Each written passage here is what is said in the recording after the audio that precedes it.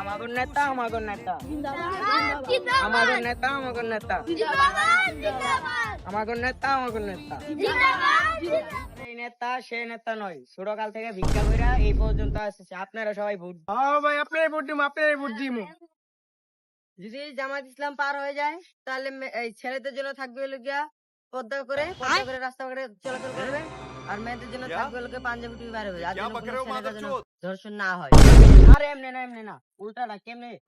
মেয়েরাই পর্দা করে বের হবে, আর ছেলেরা পাঞ্জাবি টুপি বাইরে হবে, আর ও আচ্ছা ঠিক আছে, ওই যেটা কইছে ওটাই হবে, ঠিক আছে।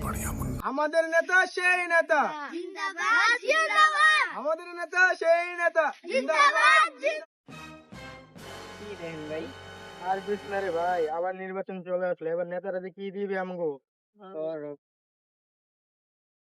2026-এ যদি আমি জিতি তাহলে রাস্তায় কোনো ট্রাফিক জ্যাম থাকবো না, আবার কেউ বেকার হয়ে থাকবো না, আবার সবার জন্য পুরো পৃথিবীর জন্য ওয়াইফাই ফ্রি করে দেবো আমি, দ্রব্য মূল্যের দাম একবারে কমিয়ে দেবো। তাহলে সমস্যাটা থাকবে কোথায়? সমস্যা এই থাকবে, এটাই এবার কথাটা মনে রাখতে। বিশ্বাস করো আমাদের উপরে, পাল্টিয়ে দেবো দেশ।